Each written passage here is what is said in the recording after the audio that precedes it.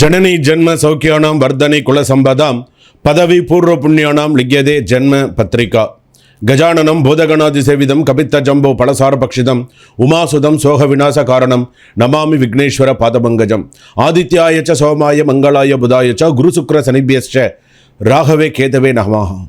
உலகெங்கும் வாழக்கூடிய next gen நேயர்கள் அனைவருக்கும் வணக்கம். நான் உங்கள் டாக்டர் வி ராஜ்குமார் சிவாச்சாரியார் பேசுகிறேன். எல்லாரும் நலமாக இருப்பீங்கன்னு நம்புகிறேன். எல்லாரும் எப்படி இருக்கீங்க? இன்றைய தினம் நாம் பார்க்கக்கூடியது அக்டோபர் மாதம் 20ஆம் தேதி முதல் 26ஆம் தேதி உள்ள ராசி பலன்களை நம்ம பார்க்க போகிறோம். இந்த ராசி பலன்கள் நமக்கு எப்படி இருக்கும்? இந்த ராசி பலன்கள் அப்படின்னு சொல்லும்போது இந்த 20ஆம் தேதியிலேருந்து 26 அப்படின்னு சொல்லும்போது தீபாவளி பண்டிகை வருது, அடுத்ததாக கந்தசஷ்டி எல்லாம் வருது. ஸோ அப்போ நம்மளுடைய வழிபாடுகள் எப்படி இருக்கணும், கிரக விஷயங்கள் நமக்கு எப்படி இருக்கணும், நம்ம என்ன பண்ணணும், வீட்டில் வழிபாடு பண்ணுறதா எப்படி வழிபாடு பண்ணணும், ஆலயத்தில் போய் வழிபாடு பண்ணுறதா இருந்தால் நம்ம எப்படி வழிபாடு பண்ணுறோம் அப்படிங்கிறத பார்க்க போகிறோம். அது மட்டும் இல்லாது இந்த வாரம் மனதிலும் பல குழப்பங்கள் இருக்கும். எதிர்பார்ப்புகள் சோதனைகள் நிறைந்த ஒரு வாரமாக தான் இருக்கும். கொஞ்சம் கடினமாக இருக்கும், கொஞ்சம் கவனமாக இருக்கணும். சில ராசிக்காரர்களுக்கு பார்த்திங்கன்னா மன அழுத்தம், கடன் பிரச்சனை, குடும்ப தகராறு, வியாபார இழப்பு, தாமதம், காதல், தூரம், உடல் சோர்வு, பல திசைகளிலிருந்து பல சவால்களை சந்திக்க வேண்டிய சூழ்நிலைகள் மேஷராசிக்கு இருக்கும். அது மட்டுமல்லாது சிலருக்கு பார்த்திங்கன்னா தீய கண்ணு, குலதெய்வ அருளின்மை போன்ற காரணங்களால் மன அமைதி குலையும். அதான் குலதெய்வ அருளின்மை அப்படின்னு குலதெய்வத்துடைய அருள் இல்லாமல் இருக்கிறது, அது முக்கியமாக இருக்கணும். அதே போல் பணியிடத்தில் புரிதல், பிழைகள் புரிதல், ஏதாவது ஒரு பணியிடத்தில் வேலை செய்கிற இடத்துல ஏதாவது ஒரு தப்பு செஞ்சிடறோம், ஏதாவது ஒரு பிரச்சனைகள், சொத்து விஷயங்களில் தாமதம், சட்ட வழக்கில் சிக்கல்கள், குடும்ப உறவில் தடை போன்ற பிரச்சனைகள் உருவாகலாம். அப்போ இதுக்கெல்லாம் என்ன பரிகாரம் அப்படிங்கிறது இந்த வீடியோவில் சொல்ல போகிறேன். எல்லோரும் நிதானமாக பொறுமையாக கேளுங்க. சப்ஸ்கிரைப் பண்ணாதவங்க சப்ஸ்கிரைப் பண்ணிக்கோங்க. உங்களுக்கு வேறு எதுவும் சந்தேகம் இருந்தால் கீழே டிஸ்கிரிப்ஷனில் நம்பர் கொடுத்துருப்பாங்க, கண்டிப்பாக நீங்கள் கால் பண்ணி நீங்கள் கேட்கலாம். ஒரு வீடியோ கால், ஒரு நார்மல் கால் பண்ணி நீங்கள் பேசலாம். ஒரு சில பேருக்கு அதிர்ஷ்டம் நெருங்கும் காலமாக கூட சில பேருக்கு இருக்கும். பணியில் சில பேருக்கு உயர்வும் இருக்கும். சில பேருக்கு பார்த்திங்கன்னா வியாபார வளர்ச்சி, குடும்ப ஒற்றுமை, மாணவர்களுக்கு கவனம் திரும்பும் நேரம், அந்த மாதிரிலாம் ஒரு சில பேருக்கு நல்ல விஷயங்கள்லாம் இருக்கும். சில பேர் பார்த்திங்கன்னா நிறைய நல்ல விஷயங்கள்லாம் செய்யக்கூடிய சூழ்நிலைகள்லாம் வரும். திங்கக்கிழமை, சனிக்கிழமை, புதன்கிழமை நாட்களுக்கெல்லாம் கூட குலதெய்வ வழிபாடு செஞ்சீங்க அப்படின்னு சொன்னால் உங்களுடைய ராசிக்கு நல்லா இருக்கும்.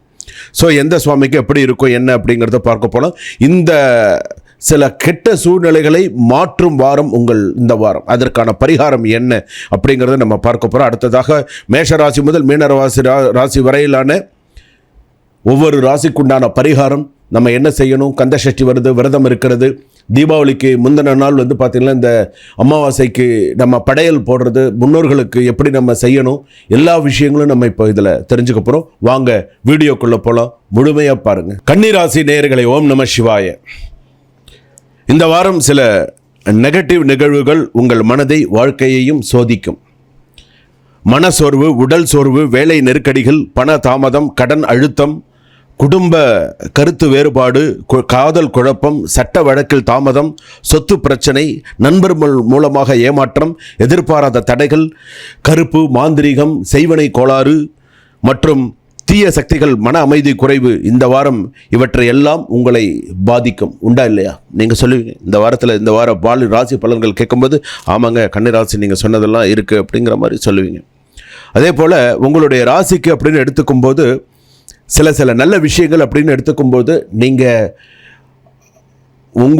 உண்டு, உங்கள் வேலை உண்டுன்னு நீங்கள் உங்கள் வேலையை நீங்கள் சிறப்பாக செஞ்சீங்கன்னு, வேலையில் நேர்மையாக சில ஒர்க்குகளை நீங்கள் பார்த்தீங்க அப்படின்னு சொன்னால் உங்களுக்கு நிறைய பாராட்டுக்கள், உங்களுக்கு நிறைய நல்ல விஷயங்கள் சேரும்.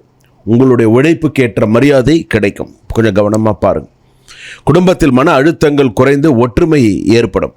இரண்டாவது திருமண வாழ்க்கை கொண்டவர்களுக்கு நிறைய நல்ல விஷயங்கள்லாம் நடக்கக்கூடிய வாய்ப்புகள் இருக்கும். கடன் திரும்ப வரும்.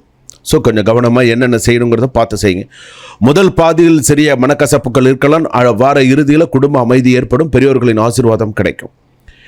பணியில் சவால்கள் இருந்தாலும் உழைப்பால் வெற்றி உறுதி.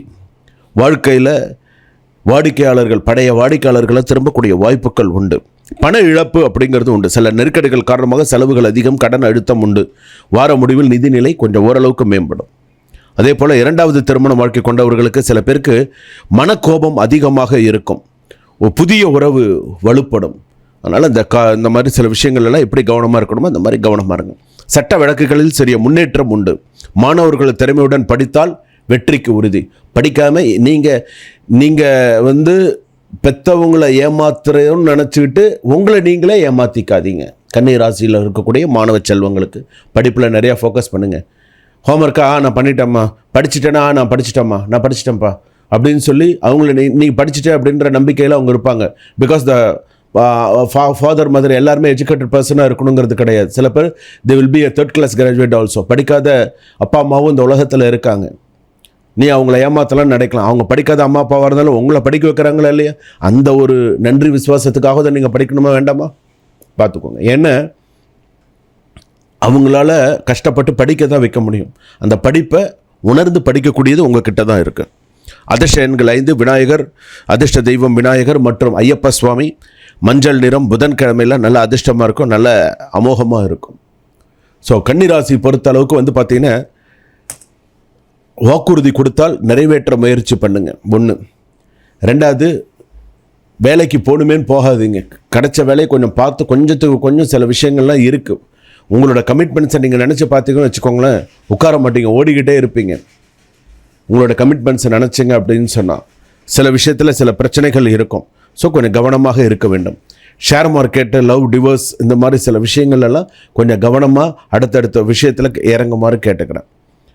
அதே போல் கந்தசஷ்டி வருது. அந்த கந்தசஷ்டி 6 நாளில் அட்லீஸ்ட் உங்கள் நட்சத்திர நாள் வரும்போதாவது கொஞ்சம் விரதம் இருங்க. நீங்கள் பிறந்த கிழமையிலையாவது விரதம் இருங்க. நல்ல நாளில் நீங்கள் விரதம் இருக்கிறது உங்களுக்கு நிறைய சக்திகளை கொடுக்கக்கூடியதாக இருக்கும். சுவாமி விஷயம் அப்படின்னு எடுத்துக்கும்போது நேரம் கிடைக்கும்போது இந்த வாரத்தில் சப்த கன்னிகள், சப்தமார்கள் அப்படின்னு சொல்கிறோம் இல்லையா, அந்த கோயிலுக்கு போயிட்டு வாங்க. கோயிலுக்கு போயிட்டு சுவாமி தரிசனம் பண்ணிட்டு வாங்க. நெய் விளக்கு ஏற்றி வச்சுட்டு வாங்க. அரச மரம் சுற்றி வாங்க. வலம்புரி விநாயகருக்கு அர்ச்சனை பண்ணுங்க. இதெல்லாம் உங்களுக்கு சிறப்பை தரக்கூடியதாக இருக்கும். சிலர் வந்து பார்த்தீங்க அப்படின்னு சொன்னால் பணத்திற்காகவும் கன்னிராசிக்காரர்களுடைய தேவைக்கும் பழகுபவர்கள் இருக்காங்க. அதனால் யார்கிட்ட எப்படி இருக்கணும் அப்படிங்கிறது கொஞ்சம் கவனமாக இருங்க. எந்த ஒரு சூழ்நிலையிலும் உங்களுடைய சுயமரியாதையை விட்டு கொடுக்காதீங்க. குடும்பத்தில் கூட பெண்கள் கூட வந்து பார்த்திங்கன்னா எச்சரிக்கையுடன் இருக்கக்கூடிய வாரம். சித்திர நட்சத்திரம் கன்னிராசி, ஹஸ்த நட்சத்திரம் கன்னியா ராசியெல்லாம் கொஞ்சம் நிதானத்தை கடைபிடிக்க வேண்டியது உங்கள் கையில் இருக்குது. கோவப்பட்டால் வீடு 2 ஆகும். ஸோ கோவப்படாமல் கவனமாக இருக்கணும். இல்லைன்னா 3rd person வந்து நுழைஞ்சு தேவையில்லாத சில விஷயங்களை சொல்ல வேண்டிய சூழ்நிலைகள் வந்துடும். சில நேரங்களில் கன்னிராசிக்காரர்களுக்கு சில துக்க செய்திகளும் வரலாம். உறவினர்கள் யாராவது திடீர்னு காலமாகிறதோ துக்க செய்திகளோ வரலாம்.